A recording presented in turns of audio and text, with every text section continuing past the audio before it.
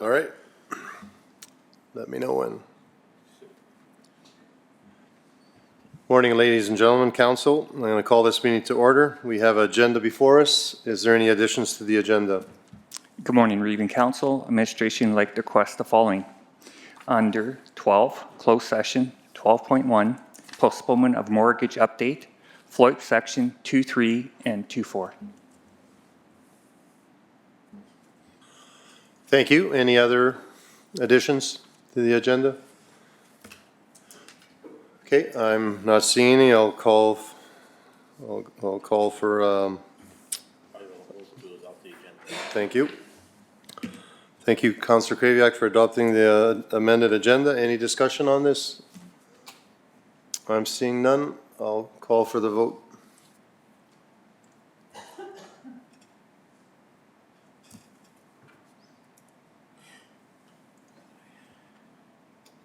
Thank you, that's carried. I have minutes before you. I need the adoption of special meeting of council, May 12, 2025. Okay, thank you, Councillor Slipchuk, for making this motion to adopt the minutes of special meeting of council, May 12, 2025. Oh, I'm sorry. We'll wait. Okay, any discussion? Councillor Crick? Yeah, under point 3 there, it just says that the meeting was moved to go into closed session, but it doesn't say who moved that, and I'm not sure who did either. So, I don't know if we remember who moved to go into closed session or if it even matters, but. Okay. Okay, thank you. Any other discussion? I'm seeing none. I'll call for the vote.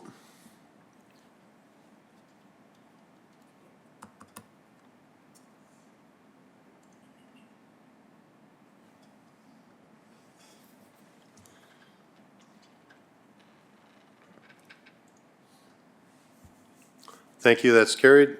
Looking for adoption of minutes of regular meeting of council, May 13th, 2025. Thank you, Councillor Crick, for making this motion. I don't know, nothing's coming up on my screens this morning, so what's going on here?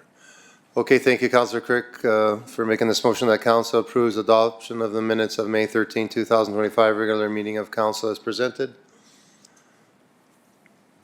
Any discussion on this?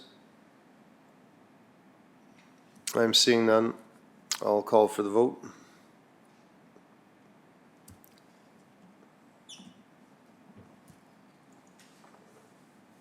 That's carried. Thank you. Okay, I'm looking for the adoption of the minutes of committee meeting of council, May 20th, 2025. Councillor Crick again. Oh, go ahead, sorry. Yeah, I'll make a motion, but before I do that, I just wanted to bring up that that was committee of the whole, so it's not live stream, but there was a presentation by Trevor Schaffrick, a resident from the MD, and it was just in regards to the Bonnyville swimming pool and possibly the ability of renovating and rejuvenating the pool, making it kind of modern for a lot less money than building a brand new swimming pool in the area. And I thought it was a good idea and good initiative worth looking into. And that's in the minutes, but I just wanted to bring that to everybody's attention. And I'll make a motion to approve the minutes as presented. Okay, thank you, Councillor Crick, for making this motion that council approves adoption of the minutes of May 20th, 2025 Committee of the Whole meeting as presented. Any discussion on this motion? All right, seeing none, I'll call for the vote.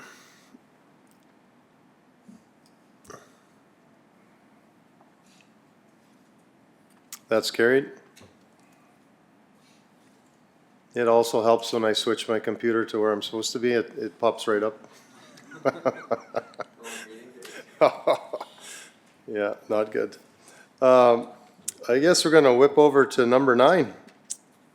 9.2.1. Good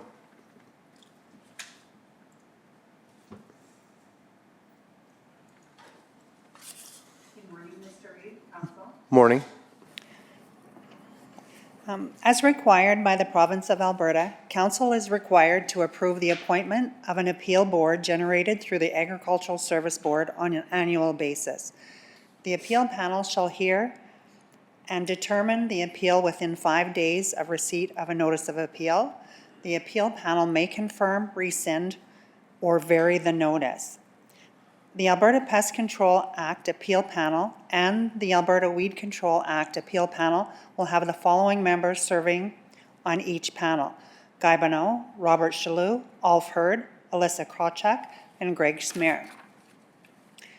It's administration's recommendation that council approves the appointment of the following individuals to an appeal panel as recommended by the Agricultural Service Board to act on behalf of the Alberta Pest Control Act and the Alberta Weed Control Act, being Guy Bonneau, Robert Chaloux, Ulf Hurd, Alyssa Krawchuk, and Greg Smear. Thank you. Looking for a motion? Okay, thank you, Councillor Kraviak, for making this motion.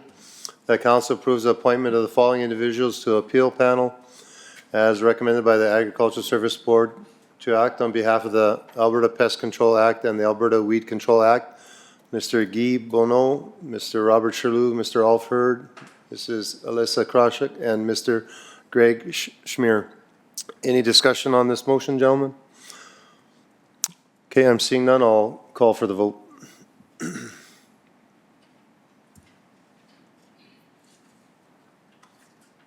That's carried. Thank you. Okay, next. 9.2.2, yeah, sorry. Sorry. That's my Next, fault. As required by the province of Alberta, council is required to approve the appointment of an appeal panel generated through the Agricultural Service Board on an annual basis. The appeal panel shall hear and determine the appeal within 5 days of receipt of the notice of appeal. The appeal panel may confirm, rescind, or vary the notice. The Alberta Soil Conservation Act appeal panel will consist of the Municipal District of Bonnyville Agricultural Service Board members. Serving on the panel will be Barry Kalinsky, Josh Crick, Mike Kuriak, Blake Pickowitz, Luke Tellier, and Mark Davidoff. Thank you. Just looking for a motion. Thank you, Councillor Slipchick, for making this motion that council approves the appointment of the following individuals to appeal panel as recommended by the Agricultural Service Board to act on behalf of the Alberta Soil Conservation Act. Barry Klinsky, Mr. Josh Crick, Mr. Mike Kraviak, Mr. Blake Pickowitz, Mr. Luke Tellier, and Mr. Mark Davidiuk. Any discussion on this motion? I'm seeing none. I'll call for the vote.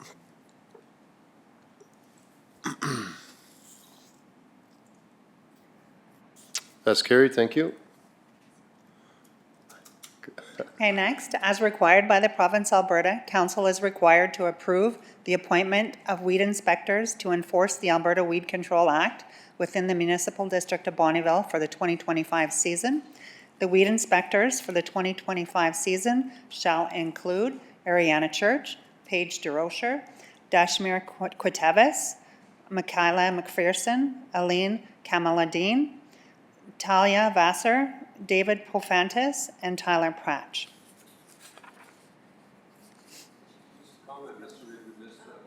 Couple. Two. Are two Sorry. of them not? That's Sonia and Tabil. Oh, I missed one.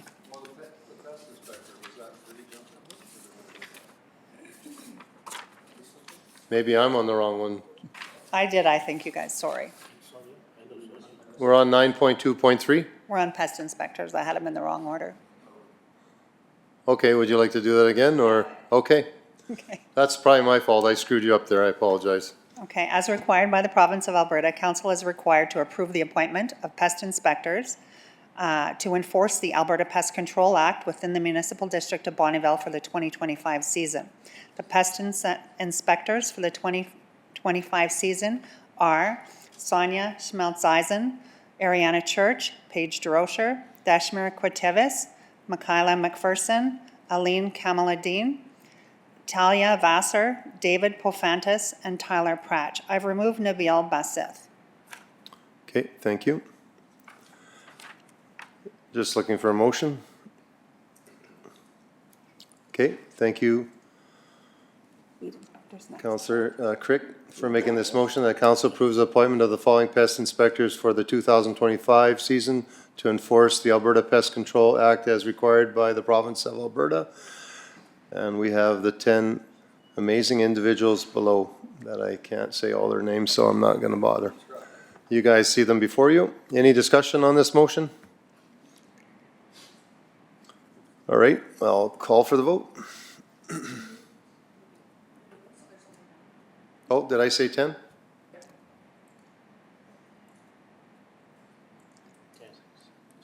I got 10 on my list. Yeah, but she removed one. Oh, okay, 9.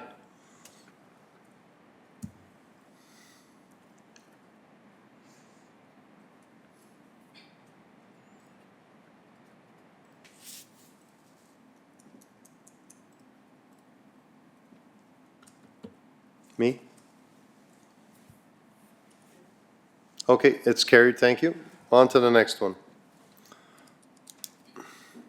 As required by the province of Alberta, council is required to approve the appointment of weed inspectors to enforce the Alberta Weed Control Act within the municipal district of Bonnyville for the 2025 season. The weed inspectors for the 2025 season include Ariana Church, Paige DeRocher, Dashmira Quaiteves, Michaela McPherson, Aline Kamaladine, Talia Vassar, David Profantis, Tyler Pratch. Again, I have removed Nabil Bassett. Thank you, just looking for a motion. Thank you. Councillor Swaggart for making this motion. The council approves the appointment of the following weed inspectors for the 2025 season to enforce the Alberta Weed Control Act as required by the province of Alberta. And this time there's 8 individuals below that you can see their names. Any discussion on this, gentlemen? I'm seeing none. I'll call for the vote.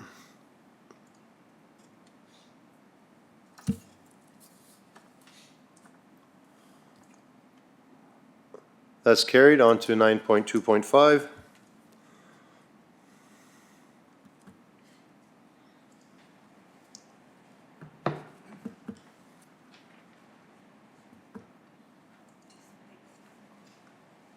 I love the blue tie. It's very good. Thank you. Good morning, Council. Welcome. I'm here to present the 2024 Waste and Recycling Reports for the Waste Services Department. We'll start with the waste report first.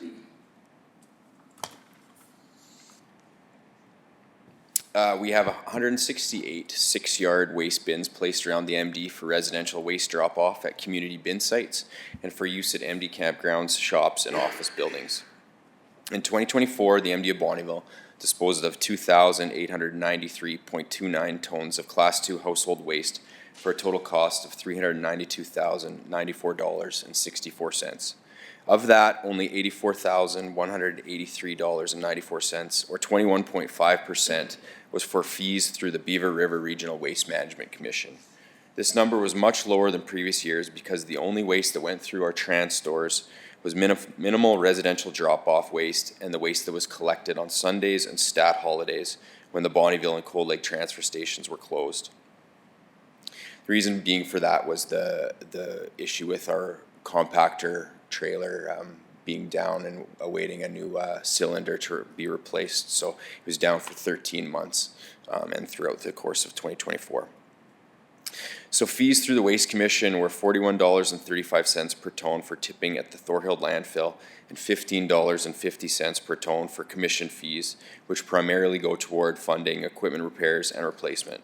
Our hauling rate as part of the contract was $52 per ton for the year, bringing the all-in cost for our regular waste operations to $108.50 per ton when we're able to haul to our trans stores and have that waste hauled to the Thorhild landfill. As a result of the compactor trailer being down throughout 2024, only 26.7% of the waste collected by our MD front-load garbage trucks was hauled to the trans stores located at 5 of our landfill sites, while the remaining 73.3% was hauled to the transfer stations at the Bonnyville and Cold Lake landfills. Over the course of the previous haul contract and this current one, it is most economical for us to use the TransStore bins at our landfills for transferring our waste. Under our current contract, with the increased hauling rate, it was costing us $108.50 per ton in 2024, as I mentioned. Whereas if we were hauling to the town of Bonnyville or City of Cold Lake transfer stations, we would be charged $130 and $150 per ton, respectively. Using the TransStores at the MD landfills equates to significant savings, as our overall cost per ton rate went from $104.67 in 2023 to $135.52 in 2024, nearly $21 a ton more. Our 30-yard hauling costs have been steadily decreasing over the past 5 years, and we eliminated the 30-yard bins at Fort Kent from our costs in 2024.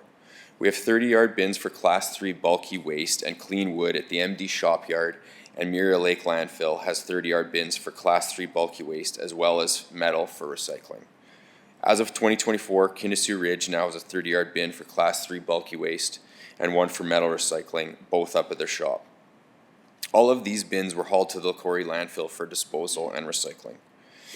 Landfill visits saw a significant decrease overall, as 2024 was the first full year that Fort Kent was an unmanned bin site with 24/7 access for residents. Muriel Lake was consistent with 2023, as the bin site located adjacent to the landfill is now open 24/7 since the closure of the Muriel Lake West bin site in the fall of 2022. Ardmore, with its automated gate system to ensure only MD residents are accessing the site, was down 32.5% when compared with 2022, which was the last full year of having the automated gate account restriction. What this decrease means for us is that our busiest and smallest landfill site is only servicing MD residents, and we can extend the life of the existing site through increased accountability and our other waste diversion measures. Moving on to the 2024 recycling report.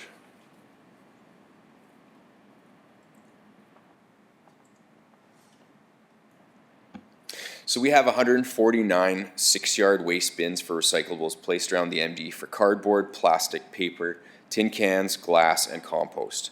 In 2024, we recycled 163 tons of cardboard, 16.8 tons of plastic, 22.3 tons of paper, and 5.7 tons of tin cans. All of these materials are hauled to the City of Cold Lake Recycling Center, where were charged $25 per ton for the materials in 2024. Prior to 2020, we were hauling these materials as well as twine to a commercial entity in Cold Lake at a significantly higher cost. Glass and compost are collected and handled internally, with glass going to a bunker at the Lakori landfill to be crushed with our concrete and used in road construction. Compost is hauled by our trucks to the Ardmore landfill, where it is passively composted for future landfill reclamation projects. Metal is collected from all landfill sites and has generated us some revenue over the past 3 years, in large part thanks to the increased prices in the metal markets. Used oil and used oil products continue to be collected from Ardmore, Lakori, Therian, and Goodridge landfills, as well as from the Public Works shop. Electronics, paint, and household hazardous waste were collected at all 6 landfills, sorted, and hauled back to the yard to keep our landfills neat and tidy. Electronics are hauled to Technotrash in Tabor, while paint and HHW are hauled to the DBS environmental site in Lethbridge. Tires are collected at each of the landfill sites and collected on an as-needed basis by Liberty Tire. There are no costs or rebates involved in the tire program, although we have received 5 grants over the past 12 years to construct tire collection bunkers at different landfills. Propane tanks are accepted at no charge at all MD landfills, but yet we end up finding dozens left for us on the ground at bin sites. Tank Traders collects our propane tanks on an as-needed basis, and there are no rebates for these materials. In 2024, we rolled 60 bales of grain bags, and now we have rolled 372 bales weighing over 70,000 kilograms in the 7 years since we started the grain bag recycling program. Prior to the ag plastics recycling program, beginning in the fall of 2019, we shipped baler twine to a commercial recycler in Cold Lake, along with all of our household recyclables. This came with extra hauling and tipping fees during those years. Since the pilot program began, baler twine usage has decreased significantly in the area, and as such, we have collected roughly only 100 bags of twine over the past 4 years. The mattress recycling program has remained strong during the 7.5 years since we initiated the program. The cost of the program in the present still remains significantly less expensive than the long-term implications of landfilling these nearly 7,700 mattresses. The economic benefit to this program is, when using conservative numbers by industry standards, we have saved approximately $615,000 in landfill space over these 7.5 years. The net benefit of each mattress that is landfilled takes up roughly $80 of landfill space, while we are shipping them to be recycled for less than $32 each.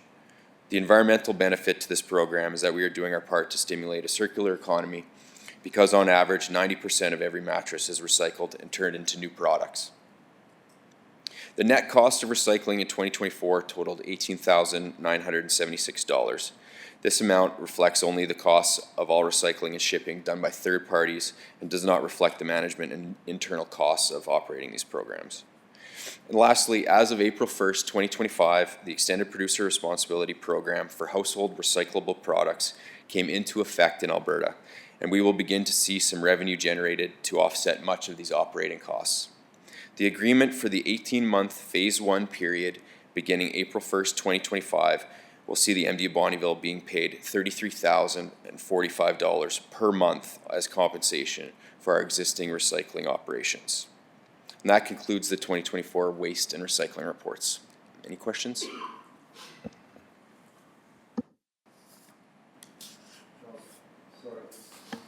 Councillor Swaggart.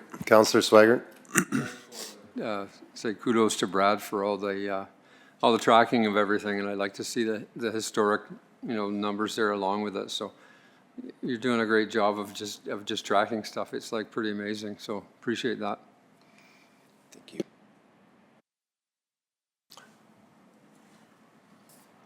I just liked your tie. Any other? Yeah, go ahead, Councillor Crick. So you said with the extended, what that last program we're going to be getting? Extended Producer Responsibility Program. Thank you. So 33,000 approximately a month we're getting from that? Through the Reeve, Councillor Crick, yes, that's And where does that correct. money come from? So that money will come from the producers of the materials. So all producers of materials, the big box stores, they are mandated to weigh all the material that they're bringing into the province. So all the recyclable materials, the cardboards, the packaging, all that material.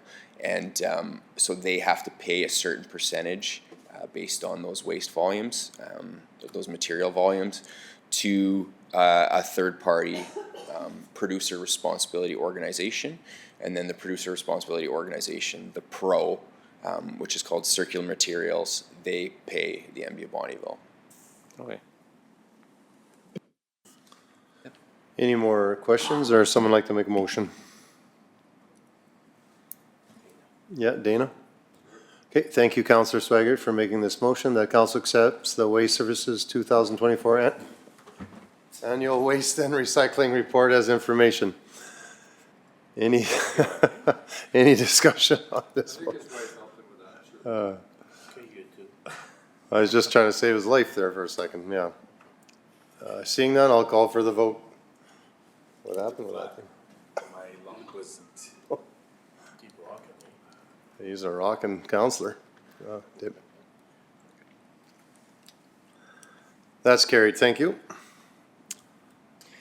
9.2.6.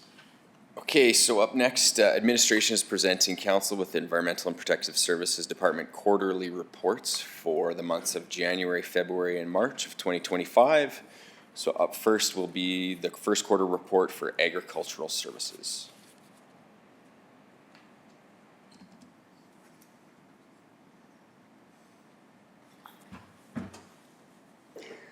Okay, I will be presenting our first quarterly report for the year. We'll begin with our pest control program. With the dry spring and low water levels leading into winter, we have not received any beaver tails through the end of March. Our rat control program went well. We completed 450 of the 585 inspections in the first quarter, and there were no reported sightings of rats. We've received 712 coyotes compared to 864 this time last year. Wolf numbers were 8 compared to 32 in 2024. We run our coyote and wolf reduction program from November 1st to March 31st each year as required. Coyote numbers for the season were 866 compared to 1,031 in the previous season. Our wolf numbers were also lower at 16 compared to 41 the season before. Total payout for the 2024-25 season was $15,540. The Agricultural Service Board attended the ASB conference in Edmonton on January 2022. Some of the resolutions brought forward by the Agricultural Service Board included invoking a moratorium on the expansions up for the wild boar farms, a compensation multiplier on livestock for predation, a creation of livestock production insurance, and highway signs advertising travelers of agricultural equipment on the highways. Our veterinary services claims were slightly higher this year at 27,914. Last year was 24,857. We've seen an increase in pregnancy testing, which seems to correlate with strong market prices. The shelter belt trees went on sale on March 11th. Excuse me. Once again, this program was very popular. Trees will be available for pickup this Thursday and this Friday. The Agricultural Service staff attended several LARA events this winter. We provided presentations at Eastbourne Hall on February 10th, the LARA AGM on March 6th, Ranching for Profit on March 18th, and Innovations on the Ranch on March 26th. The municipal seed plant held its annual AGM on February 20th. There were 3 terms up for renewal, and all members that were up for renewal left their names stand, so no new board members were selected. As per our MOU with the Little Bear Lake project, we installed 5 pumps, which had little to no issues over the winter months. This year, we installed weights on the fence to stop it from floating and entangling into the pumps. We had 4.26 miles of fence line clearing applicants carry over into the new year. We currently have about a quarter of the budget signed up for the program this year. Agricultural Service staff attended the Professional Vegetation Management Association Conference on February 25th to 27th. Here we had an opportunity to collaborate with like-minded industry and learn about upcoming technology. This will conclude my report. I'm open to any questions. I guess just as comment, when I was on vacation, I got onto a rat thing, and people like from other parts of the world can't believe we even have a province or a state or any kind of thing like that that's rat-free. And at the end, I think they still thought I was joking. So I made it very serious, but they didn't. I says, yeah, we do. And I think they thought I was joking. So just a comment. So we're very blessed not to have any rats in Alberta. And thanks for all you guys do. All right, just looking for a motion, or I guess, no, you're just the first one of many. Yeah. Thank you.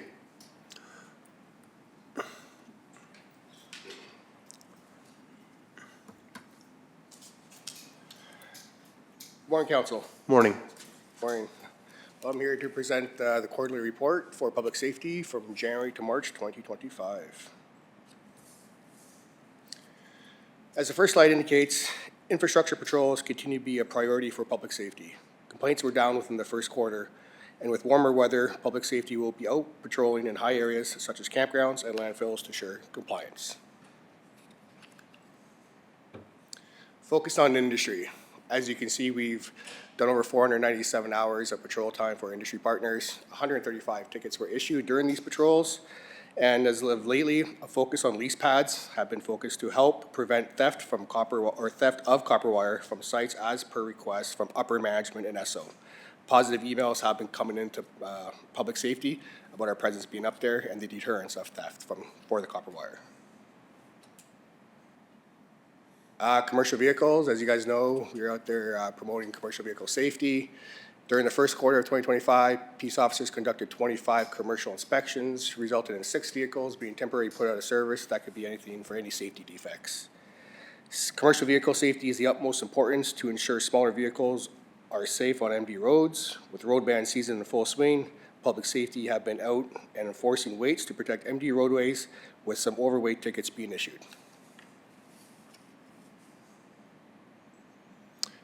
Ticket counts for the year so far. As you can see, we've written over about $100,000 in tickets this year. The ticket count reflects public safety's continuing efforts to promote a safe and secure MD while balancing the education aspect as well as enforcement. Ward patrols. Ward patrols. The slide there indicates the visits that we've done in each ward. As shown on the slide indicates the visits per ward along with the files public safety have dealt with. Although some wards appear to be higher, such as Ward 1, due to Ward 1 being the central hub, public safety has strived to make sure all wards are patrolled to ensure a safe and secure place to work and live.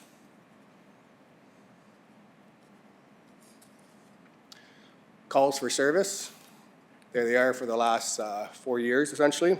Calls for service is up by 5% from this time last year, with a noticeable increase of snow, debris on sidewalk and roadways up almost 200%, due in part to public safety's proactive approach in dealing with issues before a complaint is possibly made.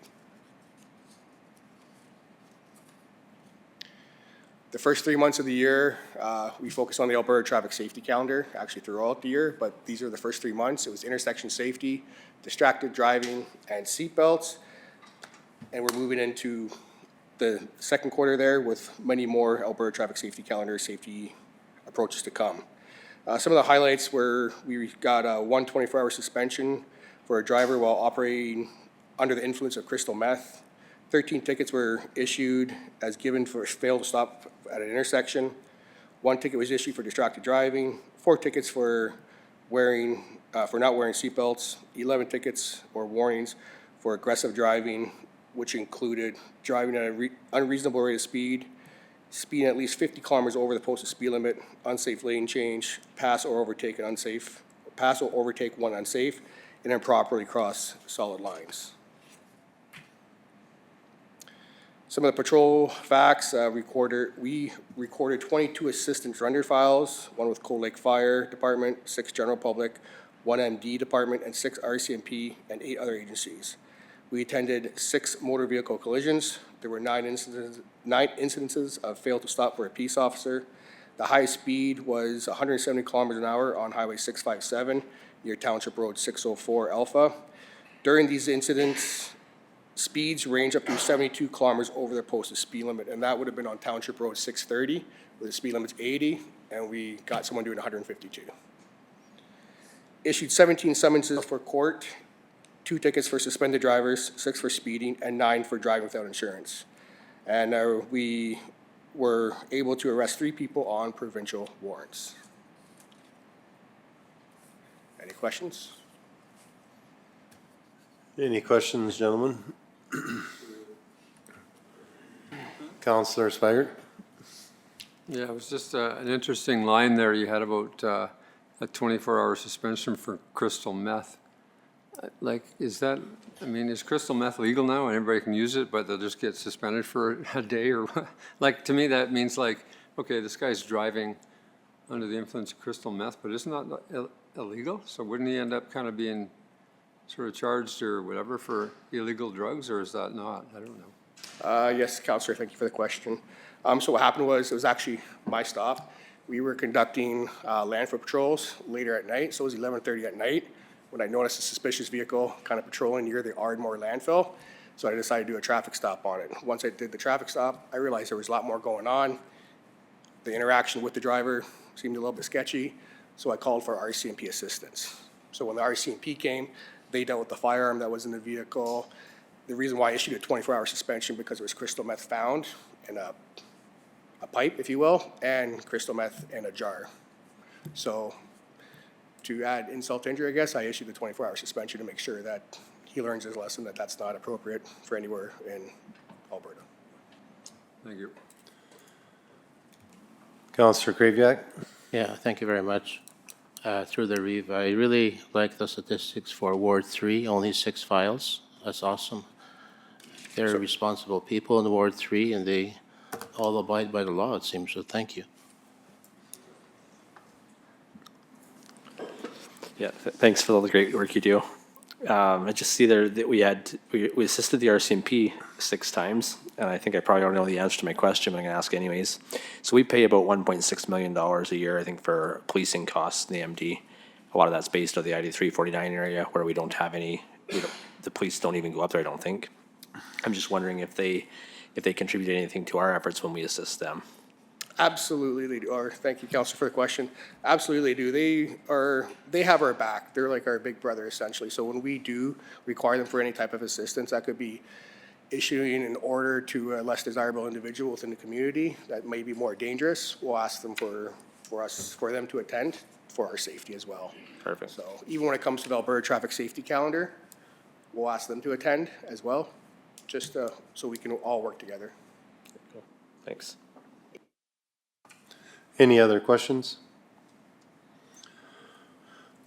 Okay, well, thank you for your presentation.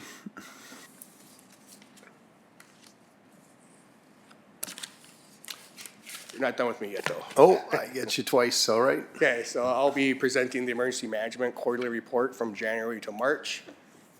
So focus on the program. Emergency management involves several elements, but there are 4 significant pillars which keep any EM program steady and strong. The 4 are prevention and mitigation, preparedness, response, and recovery.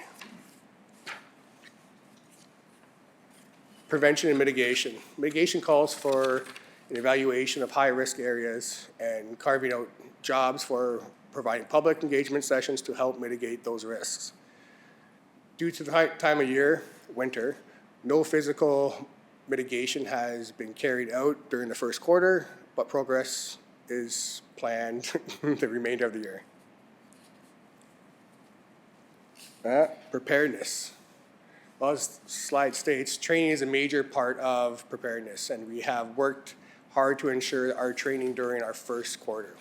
33 employees have received their BEM, Basic Emergency Management, ICS 100, 200, or 300 in the first quarter, with further training planned throughout the year.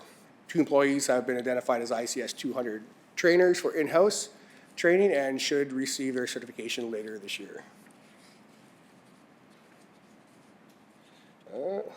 An AEMA audit, which is Alberta Emergency Management Agency audit conducted on March 10, 2025, was largely positive and complementary to the EM program. The MD has continued to put significant amount of work into the emergency management program to ensure it meets the standards of the MD village, summer villages, and their residents. Thankfully, in the first quarter of 2025, no calls for service from the Emergency Management Department were received. Therefore, we have nothing to report on response or recovery. The second quarter will have much more information resulting from the 660 fire that took place in May. And what's around the corner? ICS and the duty-specific training to continue in 2025. In-house ICS 200 and 300 already planned for the fall. Instant command posts fit up, expected to continue at the North Star BFRA facility, and mitigation strategies being prepared for budget deliberations for fiscal 2026 and mutual aid enhancements. All right, any questions on that one? All right, is there any questions, gentlemen? Okay, it looks clear. Thank you.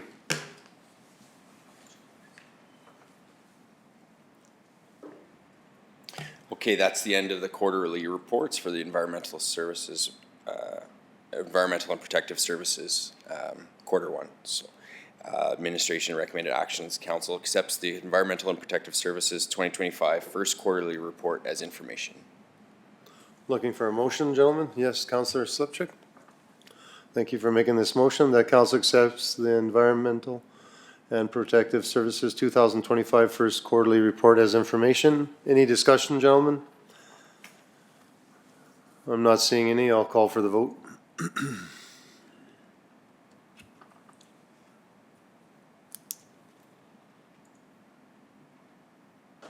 That's carried. Thank you. Thanks. Thank you. On to 9.3.1.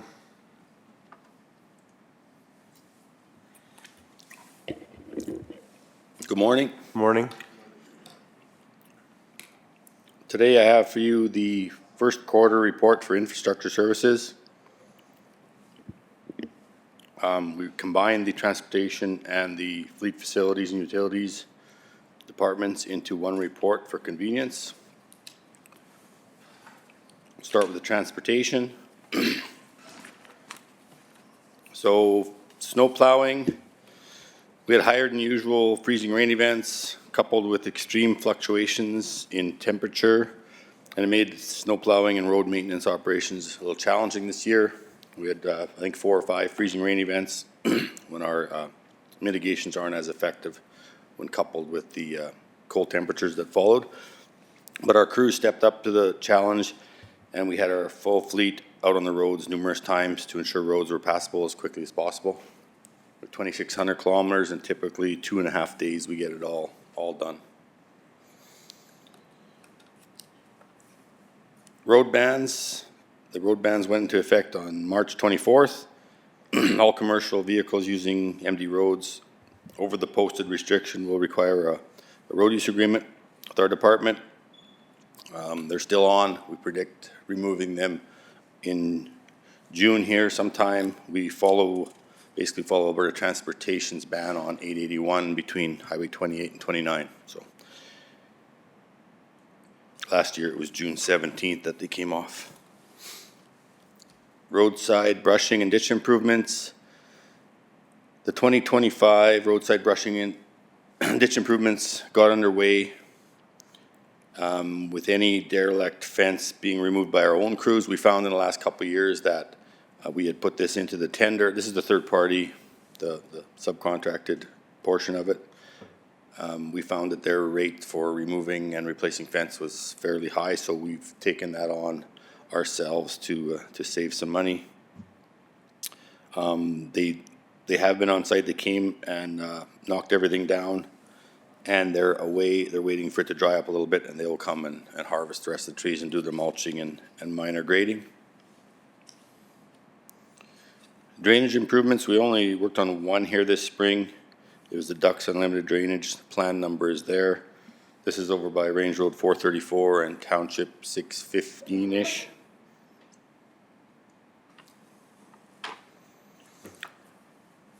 The road line painting, we put an RFT on March 19th with 245 kilometers of road line barrier to be painted, as well as crosswalks and the airport runway and staging area.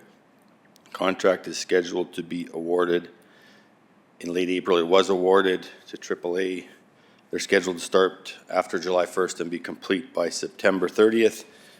Just as a point of interest, we have gone back to water-based paint. We just put some QA, quality assurance stipulations in the contract, i.e. the volume of, like the quantity of paint that needs to be used.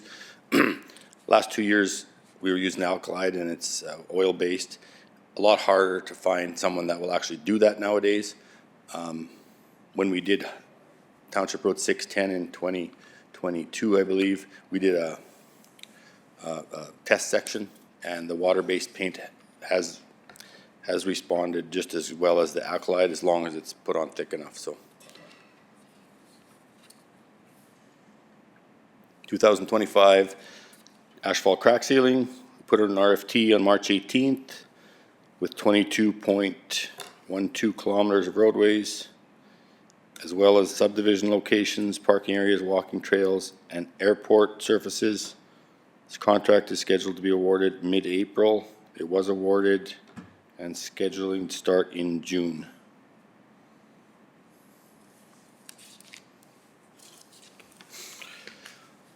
The airport, the total flights we had in the first quarter was 343. Of that, the medevac flights was 89. Landing fees charged $24.2. Parking $200, and the vehicle parking $1,000. Of the land, that's an actual picture too from our airport when a military helicopter came and landed. We just started charging for medevacs on January 1st of this year. We typically see 350 medevac flights a year, so it's quite a few. Of this 24.2, 7,800 was medevacs. So I'll just go through the infrastructure portion. The design build of the Cherry Grove Fire Hall is underway. The underslab utilities and drainage have been installed in the first quarter. The main floor slab, mechanical and electric work will begin shortly. That's all already well underway. We're currently working on the mudding and taping inside, and we'll be finishing the exterior slabs and the barbecue area and so on shortly here. 2024 installation of backup generators. Concrete pads and all conduits were placed for both here and the Canuso. Delivery of generators was delayed. As a result, the generators will be installed in Q2. So they were installed, everything's installed. The commissioning is scheduled for the first week of June, so next week. Load tests, battery installations, etc.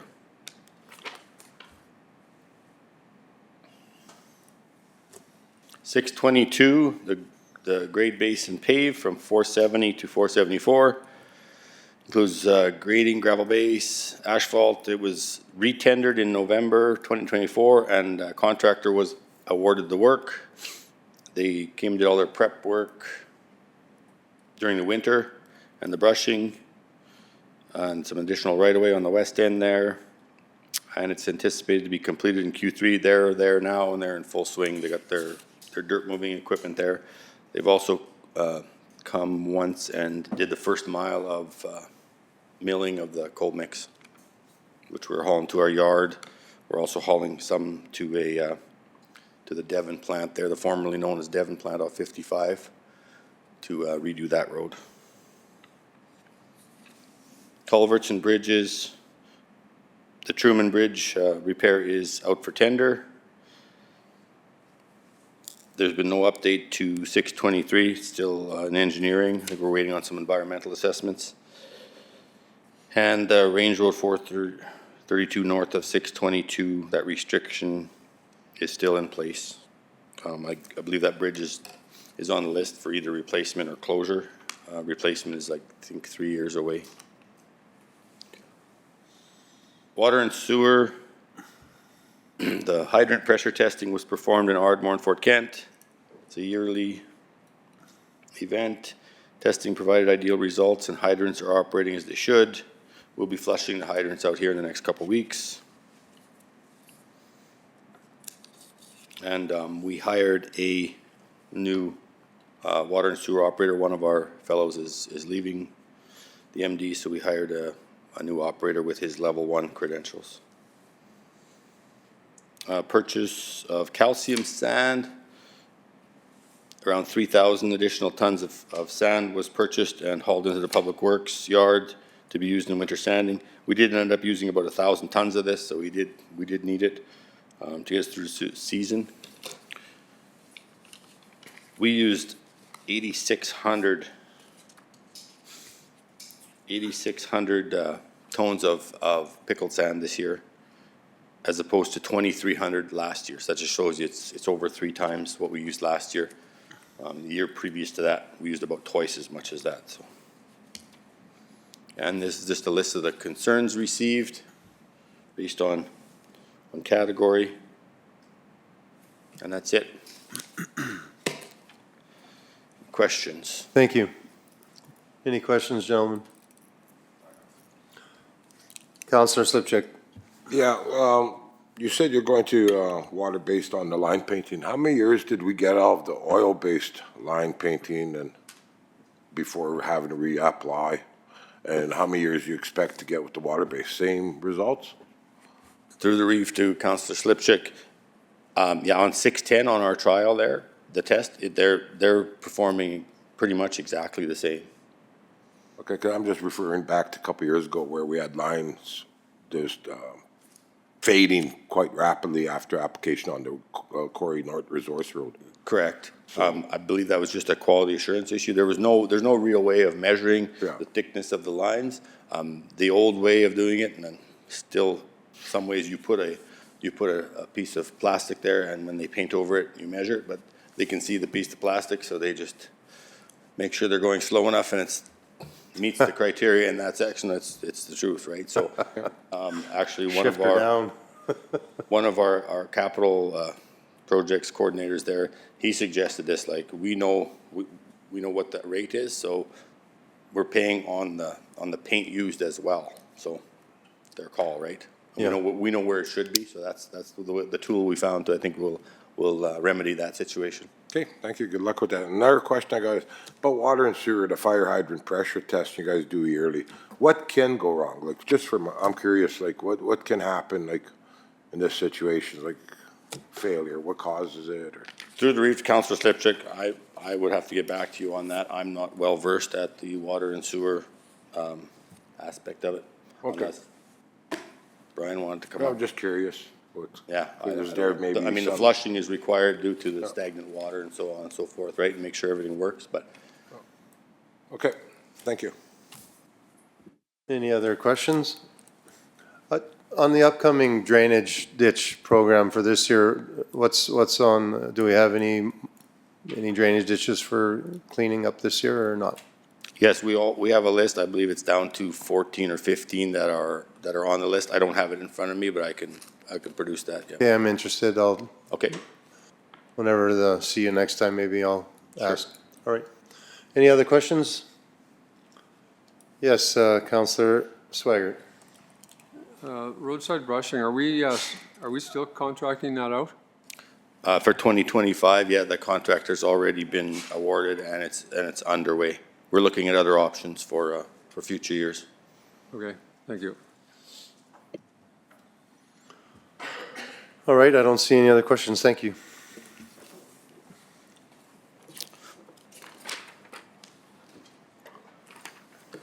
Just looking for a motion, I guess.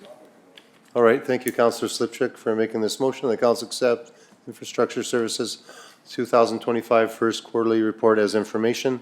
Any discussion? I'm seeing none. I'll call for the vote, and I think we're going to take a 5-minute break.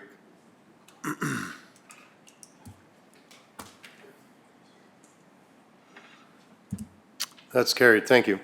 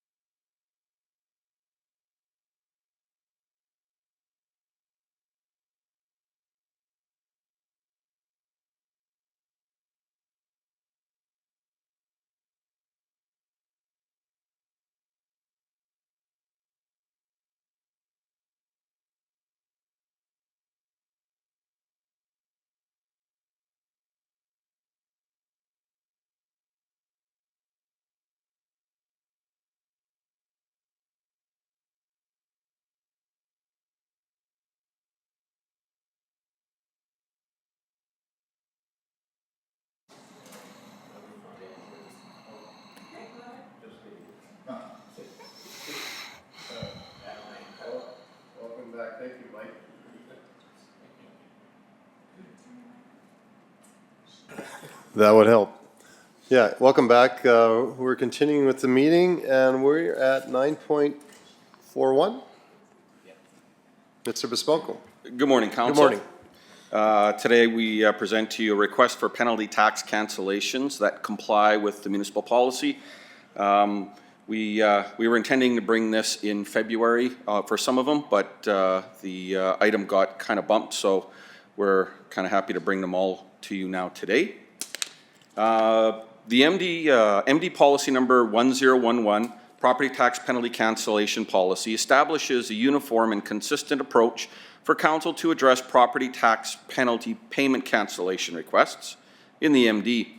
When administration receives property tax cancellation requests for council's consideration, the requests are placed in one of two categories: requests meeting the criteria of policy 1.011 and requests not meeting the criteria of policy 1.011. 4 property tax cancellation requests submitted do comply with policy 1.011. These requests are summarized below and defined in Appendix A. So for the first tax roll, 6106043019, the penalty amount requested is $421.22. For tax roll 6107341002, their request is $71.92. For tax roll 6106053031, $299.47, and 6107233005, $145.89. The property tax penalty cancellation MD policy number 1.011 is attached in Appendix B, and Appendix C includes the cancellation requests. So with this request, because some of the requests were prior to the May penalty, that should council cancel these penalties, so too will the subsequent penalties in May also be canceled. So the costs and source of funding, the approval of this recommendation will result in a reduction of property tax allowances for doubtful accounts of $938.50. Council's decision will be communicated to the property owners through telephone calls and follow-up letters. So administration's recommendation is that council approves the cancellation of tax penalties in accordance with the municipal policy as follows. For roll number 6106043019, $421.22. For roll 6107341002, $71.92. For roll 6106053031, $299.47. And roll number 6107233005, $145.89. Thank you. Looking for a motion. You got a question? Okay, Councillor Kraviak. Yeah, were any of these 4, did they have penalties in prior years? Through the chair to all of council, no, not for properties that they currently own. And that is one of the items that is in the policy that administration has to check. Yeah, because the policy says if taxes were all paid prior years, they may be canceled. Through the chair to all of council, that's correct. One of the items that we have to make sure that we do catch is there may be a penalty on the property, but that might be for the previous owner. As you'll see, these transactions happened in 2024 when the owners had purchased the property. So if there is a penalty, those are penalties under the previous owner. So they don't, those aren't addressed in the policy. So through the reeve, can we make a motion for all 4?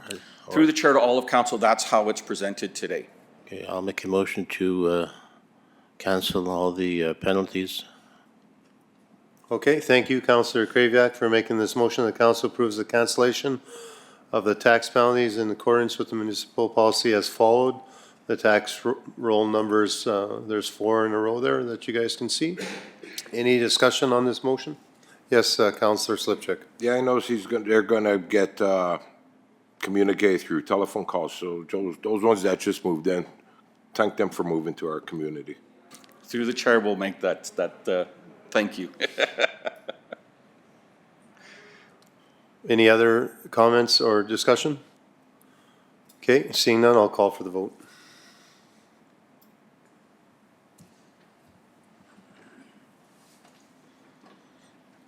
Thank you, that's carried. Thank you, council. You're welcome. On to 9.5.1.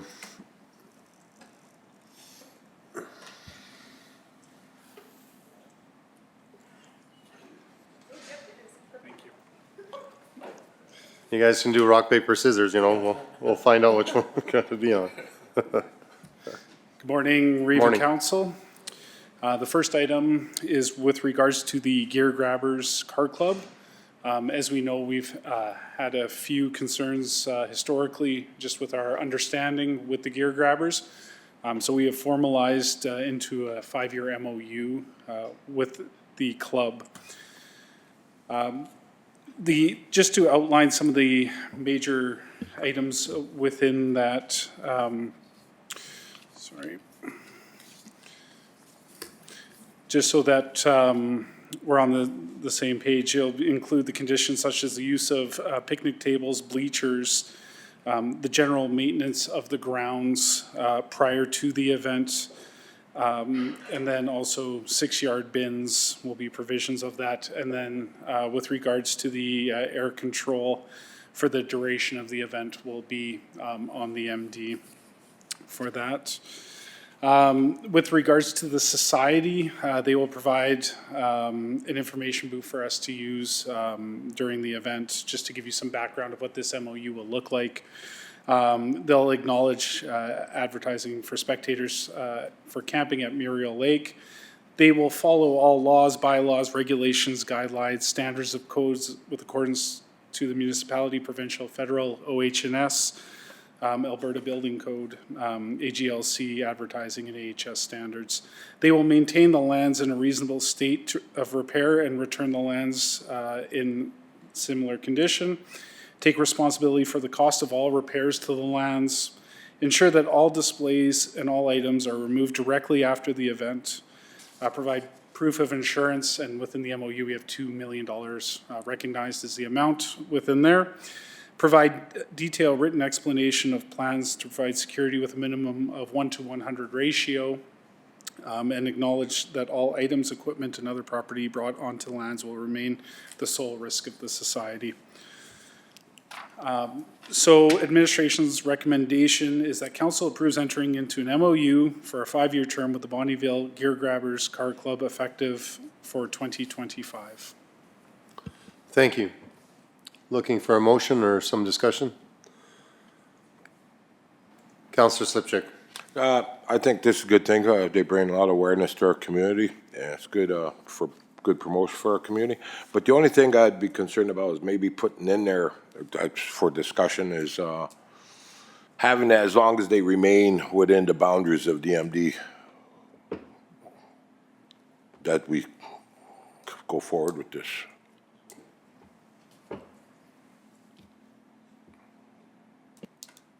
Where do you think they'd be going? Oh, yep. I didn't realize you shut her down. Well, you never know if St. Paul tries to attract them or some other community. And I think it's just for, I don't know, protection. Okay.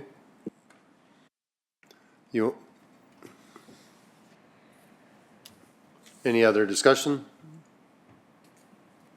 You guys want to change it? Keep it the same? Or you want to make a? Ben, what do you think? On behalf of administration, if you pass the resolution with the amendment of that statement, we're happy to add it in. Okay. I don't think it'll harm nothing.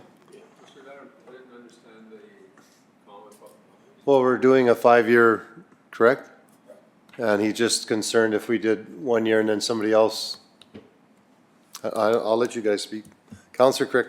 Yeah, Alex, I don't really understand the memorandum of understanding. Is that like a binding agreement for 5 years, or is that just kind of a, we recognize that we want to do this for 5 years and something else changes 4 years down the road, we can change our minds, or like how does it work?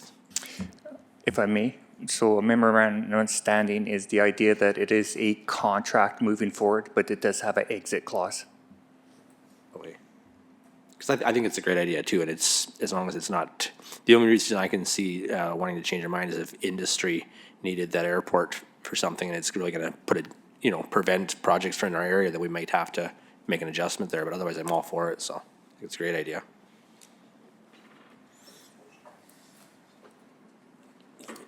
Okay, just looking for a motion then.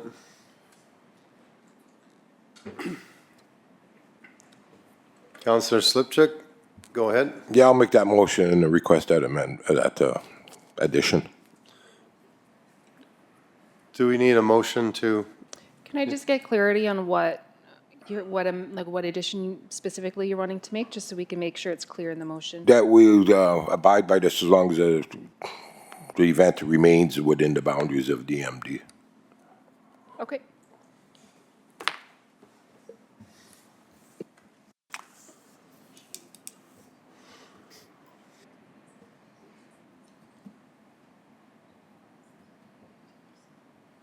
I don't know where else it could go.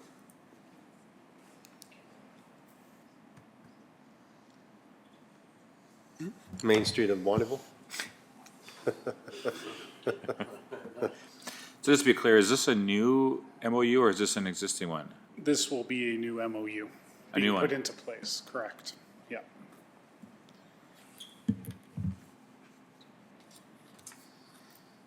Just because it has an updated memorandum. There was an existing memorandum, loosely used memorandum of understanding that was in place, but this one just has the actual items that we required to make this more of a two-sided agreement with both parties. So we'll see it before we pass it still, right? If council would like to see it, we can definitely provide an example. Sure. Yeah.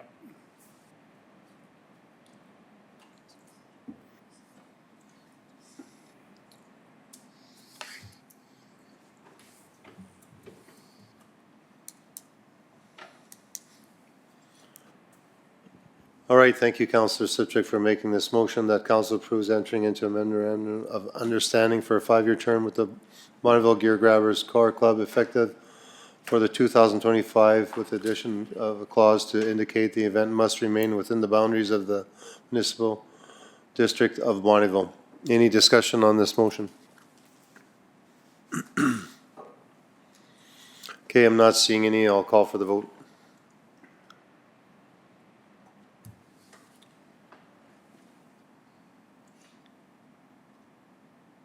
That's carried, thank you. Okay, next. Yeah, go ahead, 9.5.2. Next item, proclamation request. So this is for the 2025 Parks and Recreation Month. So administration is requesting the Reeve to proclaim the month of June 2025 as Parks and Recreation Month in the Municipal District of Bonneville, number 87.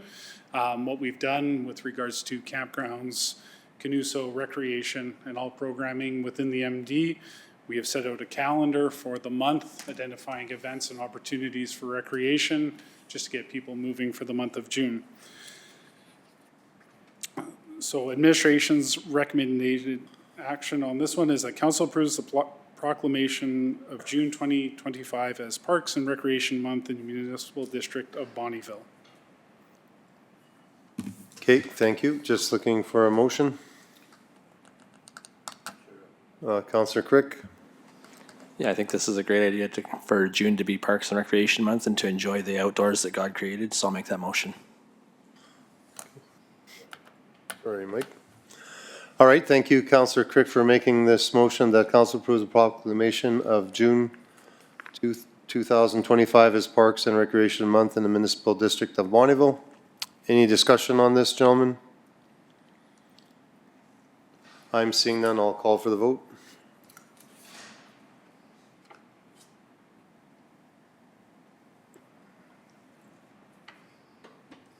That's carried. So Parks and Recreation Month, June 2025, whereas within the MD of Bonneville, we are fortunate to have a variety of parks and recreational system provided countless recreation opportunities for all residents and visitors, and whereas Parks and Recreation enhance the quality of life, active living, leisure, education, and lifelong learning helps live happier and longer develops skills and positive self-image, develops creativity, and builds healthy bodies and positive lifestyles, and enhances overall mental health and well-being. And whereas the benefits provided by the Parks and Recreation Program and service reduce healthcare and social service costs, serve to boost the economy, economic renewal, and sustainability, and enhance property values, decrease vandalism, attract new business, and increase tourism. And whereas all levels of government and voluntary sectors and private enterprises throughout the municipality participate in planning, development, and operations of parks and recreation programs, service, and facilities. Now, therefore, I, Barry Klinsky, Reeve of the Municipal District of Bonneville, do hereby proclaim the month of June 2025 to be Parks and Recreation Month in the Municipal District of Bonneville in recognition and benefits and values that parks, recreation, and leisure service provided for our community. Thank you. Thanks. On to 9.5.3. Concert license application for the Summer Rush Music Festival. So administration has received an application by a landowner for a license to conduct an outdoor concert within the MD of Bonneville in accordance with the MD bylaw number 808, as you'll see in Appendix A. So the Wild North Eclectic Society, WNES, is a non-for-profit organization. They have been running this festival for the past 4 years with the same format, with camping on site, with it being a family-friendly event. It's also encouraging local vendors to have stands at the festival at no charge to encourage economic growth. The dates and times of the concerts you can see on there from the 22nd to the 24th. With regards to cost and source of funding, the applicant has paid the $100 application fee. The applicant will be notified in writing by council regarding the decision. The administration recommendation is that council approves the application for license for the Wild North Eclectic Society to conduct the Summer Rush Music Festival on the property located at 631115A Range Road to 415A for August 22nd, 23rd, 24th, 2025. Okay, thank you. Any questions or someone like to make a motion? Is this the same group that they do this every summer? This is their fourth year. Yeah, so I guess I'm just curious, like, why does it keep on coming back to us? Because we keep on approving it every year. Through to Councillor Scarson, I will get back to you on that. I'm just curious, because Yep. I mean, it's the same thing every year, and we just hit yes. It should be easy for you guys to just to say approved, right? So anyways, I'll make a motion to approve. Okay, thank you, Deputy Reeve Scarson, for making this motion. That council approves the application for license for Wild North Electric Society to conduct a Summer Rush Music Festival on the property located at 63115A Range Road 415A for August 22nd, 23rd, and 24th, 2025. Any discussion on this? Yes, Councillor Slipchick. Now, I just want to bring back the fact that I remember 4 years ago when they first came, there was some kind of there was some pushback on it, and we continued forward with it. And it just goes to show them good kudos to them, proof that they're doing a good job. We haven't received no complaints in those 4 years about it, and they're bringing a lot of attention to our community with this. And good job. I wish them continued success. All right, thank you. Any other discussion? Well, I just want to be clear that I'm just approving the permit to do so, right? Because there's a request for funds in there as well, or for sponsorship. This is just the application. This is just the application portion. Yeah. Thank you. Any other discussion, gentlemen? I'm seeing none. I'll call for the vote.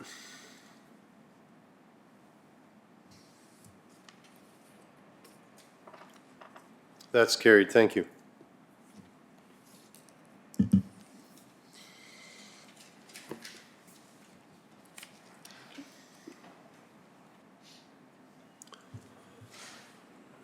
Okay, we're on to 9.6.1. Today, we're bringing bylaw number 1895, amending elections bylaw back to council for consideration for second and third reading.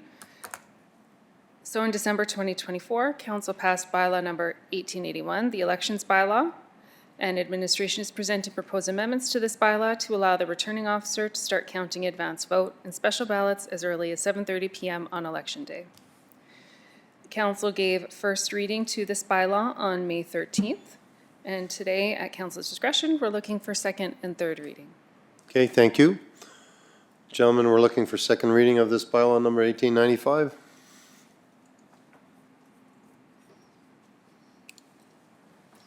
I'll make the motion. All right, thank you, Deputy Reeves Carson, for making this motion that bylaw number 1895 being a bylaw of the municipal district of Bonneville number 87 to amend bylaw number 1881, elections bylaw, be given second reading. Any discussion? Okay, I'm not seeing none. I'll call for the vote.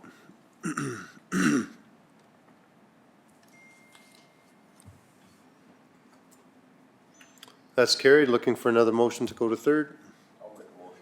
Okay, thank you, Councillor Slipchuk, for making this motion that bylaw number 1895 be given third reading.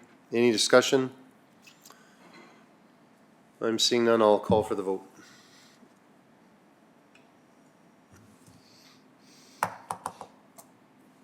That's carried. Thank you. On to 10. Correspondence and information. Thank you, Reeve and Council. I'd like to bring to your attention, under correspondence information, we have 17 items. Out of those 17 items, I'd like to bring 3 to your attention. If I may, 10.4, a letter from the MLA Scott Sear for Water for Life program grant approval. Under 10.5, a letter from MLA Scott Sear for the Regional Economic Development grant approval again.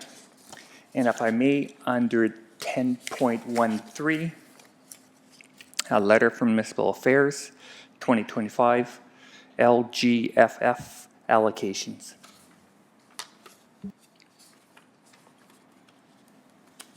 Okay, thank you, Councillor Slipchuk.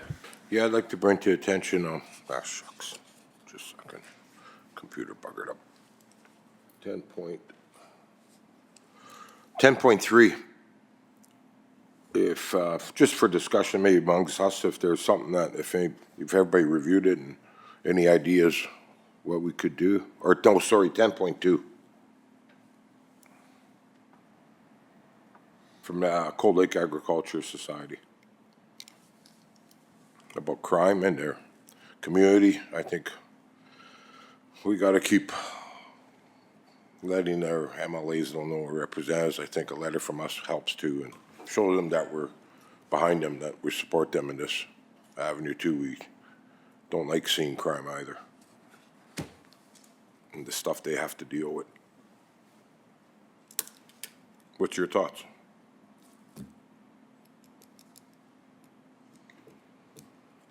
Councillor Crick? Well, you have a Liberal government in Ottawa that keeps getting rid of mandatory minimum sentences and stuff, so that's where the problem lies. I got a lot of thoughts on it, but I don't know if they're fit for the microphone here.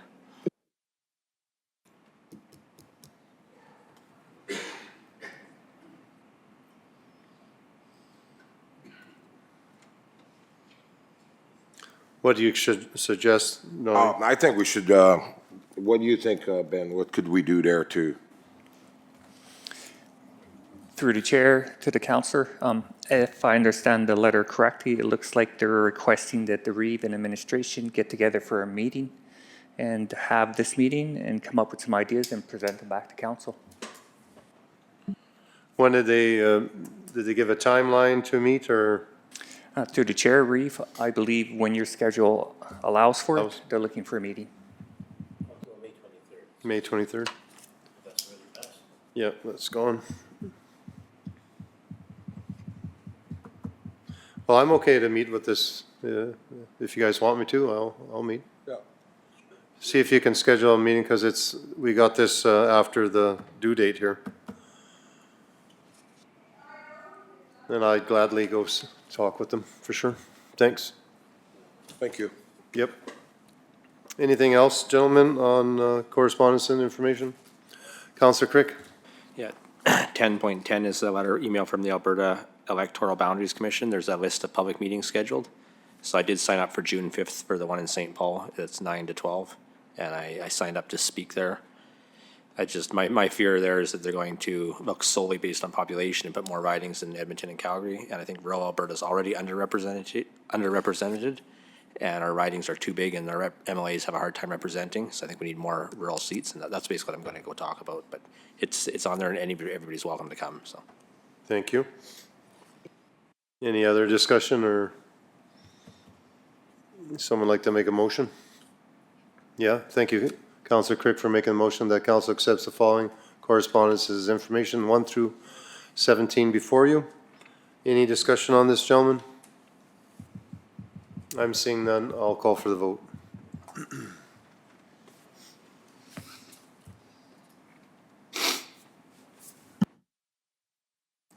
That's carried. Thank you. All right, who would like to start with reports for members of council? Counselor Crick. all right. Had a BRFA board meeting, and one of the highlights there, we approved upgrading the Life Pack 35 on our ambulances, just kind of the latest technology for basically keeping, I guess in short English, for keeping patients alive in critical situations. We received just over 17,000 for a fire training grant, which was, it's training that we would do anyways, but this helps us out with the cost of it, so that's great. And then I had a strategic planning session with the Bonnyville District Chamber of Commerce. It was a good day overall. There was, today actually, the chamber is trying to get local businesses, help them get their certification and clearances so they can do the work on the Cold Lake base that's coming up. So the Bonnyville and the Cold Lake chambers are working on that together. And there's a big meeting at the Energy Center in Cold Lake. I think there's about 300 businesses represented there today. So they're working on that. Also had an FCSS board meeting, and the social needs assessment is still there's the consultants still working on that. So there's a survey it's open until July 1st. If anybody wants to go on there and fill that out, they can. And that's about it for me for this report. Thank you.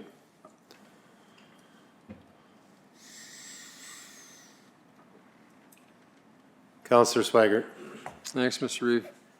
I'm sure Councillor Slipchuk will have more to say, but I was fortunate enough, I guess, to go to the Hub meeting on Friday. So when Hub comes, to town, it was a great event because our economic development officer kind of asked for it to be here in Bonnyville. So kind of lots of discussions about economic development in the area, and lots of initiatives, and Hub does great work for the area. So I was happy to be at that.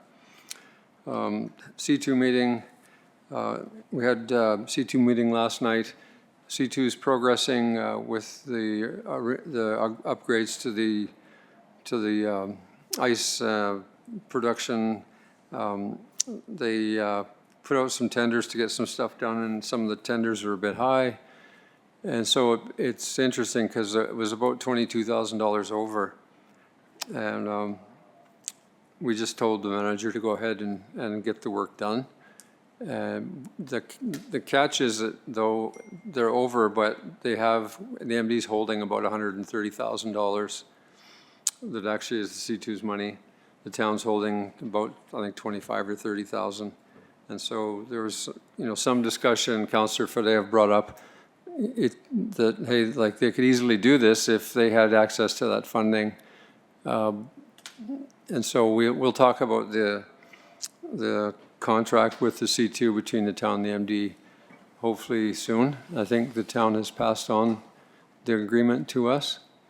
And so we have to kind of look at that, because I think in that contract it says that any excess money that they haven't spent, they have to return it to each municipality. And we're going to have that discussion that it makes it awkward because they could easily tap into that money without coming back to councils, but they don't control that funding. So anyway, just a bit of a discussion.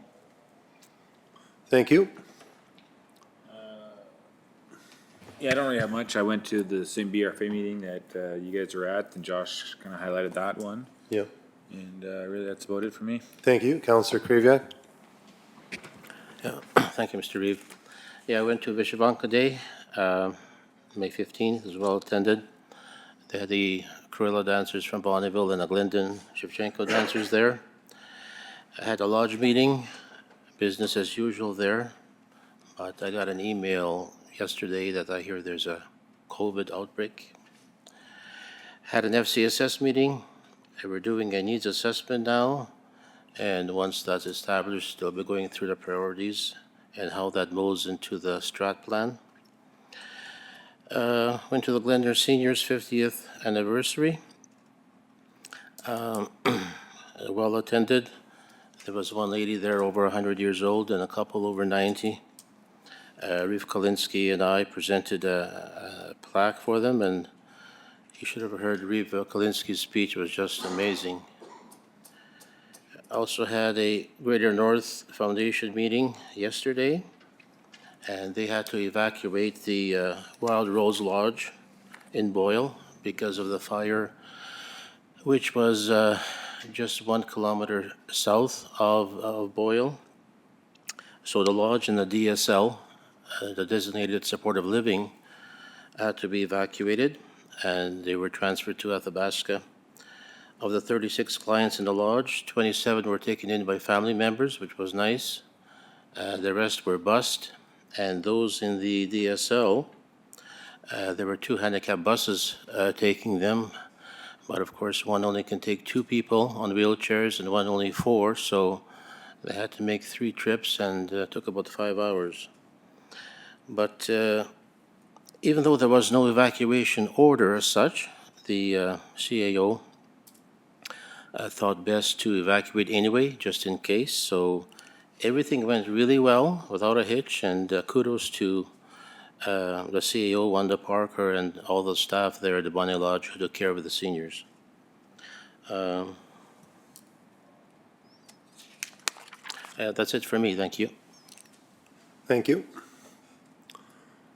Councillor Slipchuk? Yeah, I don't have much. I attended the Bonneville Lodge meeting here last Wednesday, and got very low vacancy rates, so lots of rooms being rented there. But I just want to give a shout out to all the staff. They do an amazing job out there. Like, they're always dealing with issues and maintenance issues and short staff sometimes. Like, and they just do a wonderful job, and they really care for our seniors. And just wanted to give them a notice of acknowledgement, as well as I attended the hub meeting.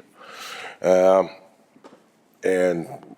our economic development officer, Scott Kovac, he brought it here to had them have it in town. It was mainly for CAOs and administrators of the communities, but we joined Councillor Swaggart and Councillor Fidel were there as well. And they were talking, they're all like pushing for the Highway 41 transport corridor, and it sounds like with talks there, our MLA Sean Greshton is on board with that too, and then want to work on opening up that, I forget the name of that border crossing that's only open during the day. Yeah, And it's, they're looking to, pushing to get that as a 24-hour. that's like south of Regina or Saskatoon there on that, South of a missing that, like Irvin. it's something horse or Wild horse. wild horse? Yeah. Okay. So they're looking to open that, and they believe if that went forward, we could become a big economic corridor, Highway 41. And even lots of ministers are pushing for that. So that's good to know. And as well, I attended National Public Works Week there for a few hours there. On good job by all the staff there on that. There was a good turnout. Looked like when I was only there for a few hours, but it looked like a good turnout. And that's all I have for that. But I do have a question on with Councillor Krivak about the CAO. You mentioned made the decision to evacuate the staff. I'm just curious.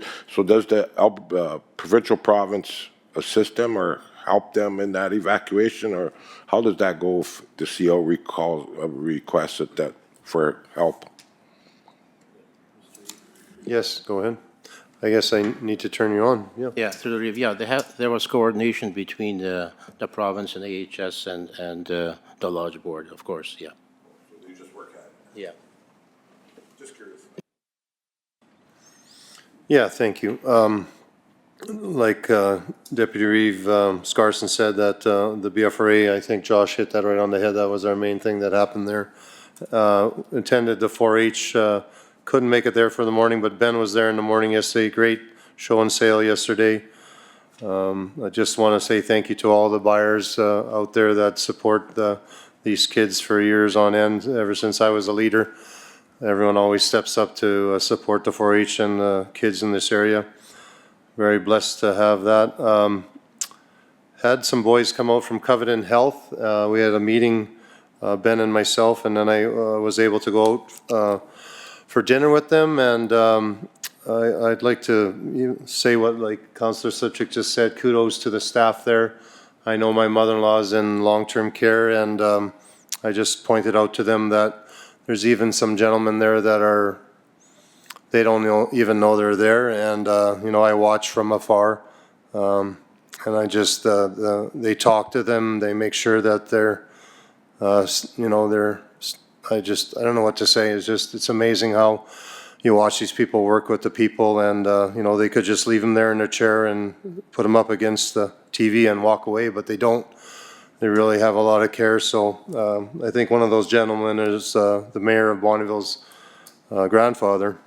And, you know, you take note of that. So I made sure these guys from Covenant Health knew that we have great facilities here and great people that take care of our seniors there.